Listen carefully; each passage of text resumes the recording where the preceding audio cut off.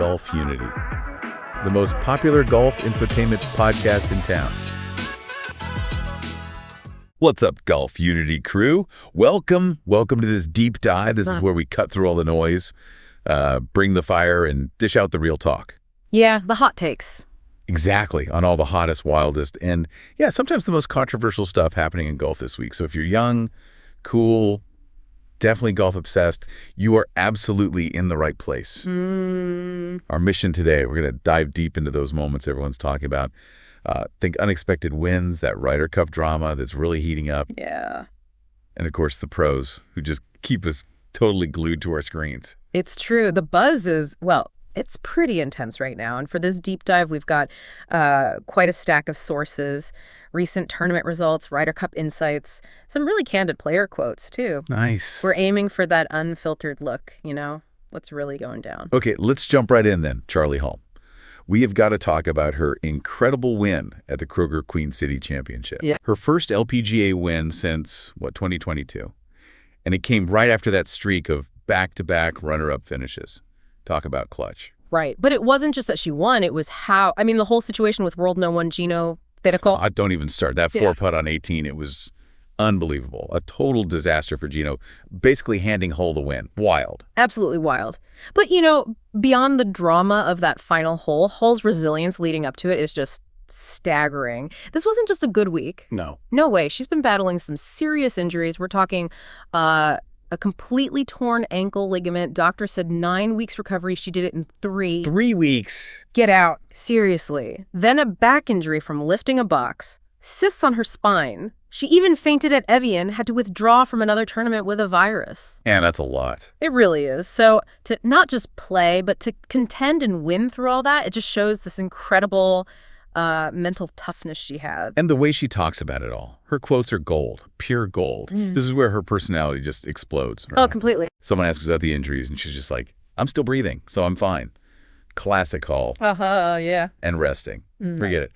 I think it's actually boring to be sat on the sofa doing sweet nothing.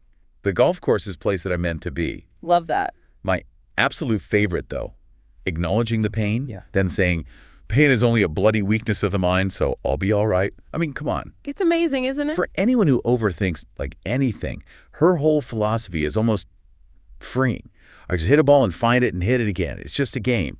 Hit a white ball at the pin. Simple. So simple. And then after winning, what's the plan?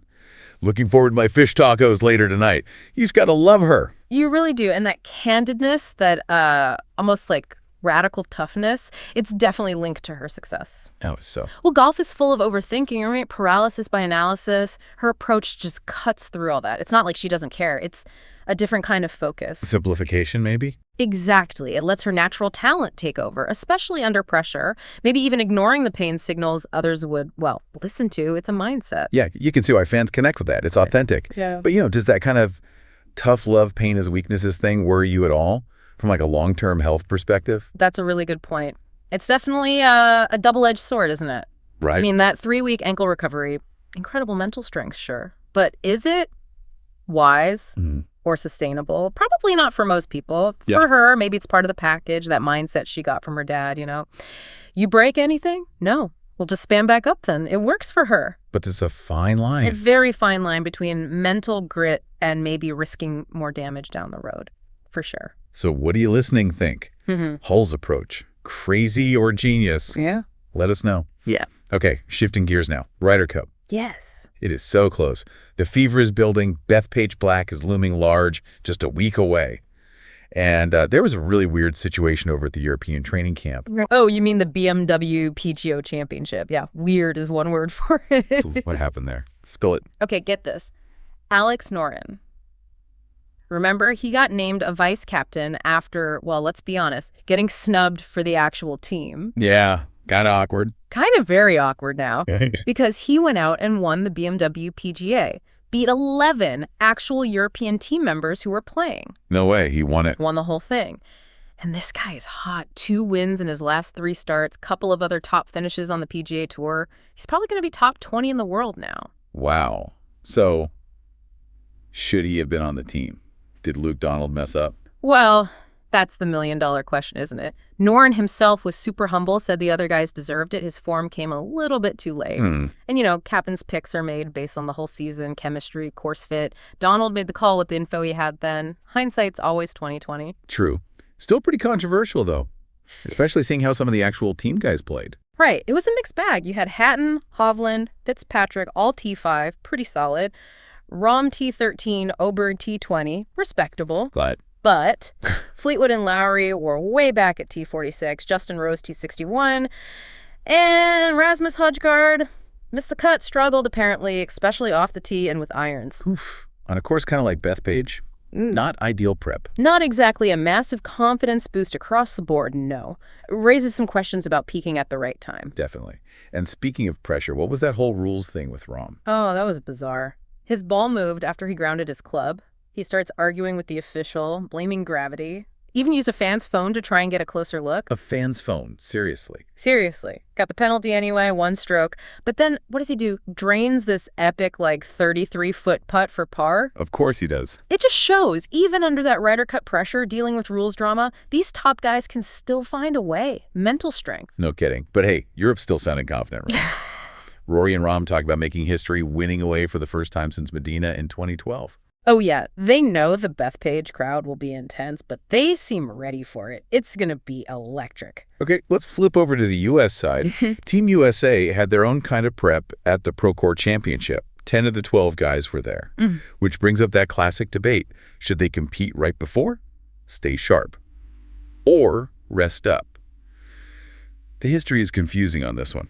It really is. You look at 2023, the U.S. team seemed rusty after time off they lost, but 2021, they crushed Europe 19-9, and none of them played the event right before. So what gives? Is there a right answer? I don't think there's one right answer. It's more about the captain reading the room, knowing the players. Like Scheffler, he needs competition.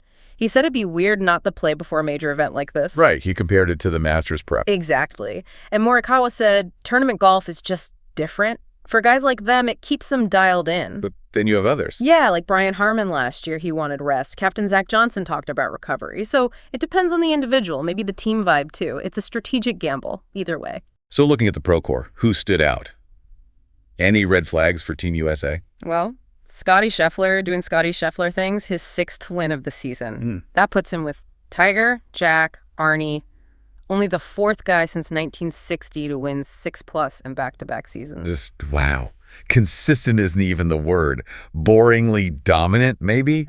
Maybe. But in the best possible way for a Ryder Cup captain. You also had Ben Griffin, the rookie, finished runner-up, really cemented his spot, showed some great form after winning earlier this year, too. Okay, good signs there. Anyone else? Yeah, Jackson Koivun, the world #1 amateur, already had his tour card locked up. He was right in the mix again, nearly got his 4th straight top 11 finish on tour. That kid is fearless. What was that story about Henley? Oh, yeah, he apparently walked up to Russell Henley on the range and just said, "I'm going to catch you." Love that confidence. Awesome. What about Bryson? He couldn't play, right? LAV situation. Right, ineligible. But he was there, fully involved in the team stuff. Teammates were raving about his attitude, his buy-in. Seems like a real team-first guy this time around. A huge asset, even off the course. That's good to hear. Any worries, though? Well, Justin Thomas. Bit of a shaky week. Closed with a 75. Irons and putter looked off. His form has been kind of topsy-turvy, And Russell Henley faded over the weekend, too. So even for the winners, consistency is tough right before the big one. Exactly. It highlights that fine line. And you see guys who didn't make the team, the quote-unquote snubs, playing great. Mav McNeely top 20 at Procore, Aaron Rye and Patrick Reed T3 at the BMW PGA. Yeah, shows the depth, right? The margin between making it and watching is tiny. So tiny. And you still got that Scheffler versus McIlroy Player of the Year debate simmering, too. Plus, Nelly Korda on the women's side. Dominant last year, but winless this season. Makes you wonder about burnout, managing that peak performance. Does she need that Scheffler focus, or maybe the Hull just hit it vibe? Interesting point. Managing expectations and energy at that level must be immense. Okay, let's lighten things up for a sec. John Daly. Oh, boy. Long John. What now? He carded a 19, 1-9, on one hole. Champions Tour. A 19? Are you serious? Dead serious. And apparently it's not even his first rodeo with double-digit scores. Something like his 16th score of 10 or higher on tour. Just wild. Wow. A 19. That's memorable. Not in a good way, probably. Shows how fast it can all fall apart, even for the pros. Right. Makes you feel slightly better about your own blow-up holes. What's the worst you've seen or had? Oh, let's just say there have been times the scorecard looked more like a phone number. Yeah. Trees, water. You know the drill. Never a 19, though, thankfully. Huh? Same here. Okay, listeners, your turn. Share your epic blow-up hole stories with us on social. We need a laugh. Definitely. Okay, shifting back to legends. Tiger Woods was seen hitting balls recently. Yes. Always great to see. Always. And it immediately sparks that debate, right? What's realistic for him now? The majors. His senior tour is getting closer. He's nearly 50. Or maybe the TGL. Yeah, the TGL could be interesting. Less walking. Could be. But honestly, anytime we see Tiger hitting balls, it feels like a win for golf fans, doesn't it? Just shows that fire's still there. Totally agree. His presence just lifts everything. Okay, let's bring it home. Back to the Ryder Cup. It's almost here. The final countdown. So here's the big question, maybe the provocative thought for you listening. Given everything we've talked about, Hull's grit, Noren's win, the injuries, the snubs, the different prep styles, does all this chaos make Bethpage even more unpredictable? Or have the favorites, the contenders, basically just shown us what we already kind of knew? Ooh, good question. Does the noise actually change the signal? Exactly. Something to chew on this week.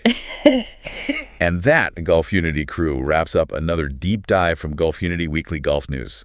We love digging into this stuff for you. We really do. Hey, make sure you ring that bell so you don't miss any updates, insights, or hot takes.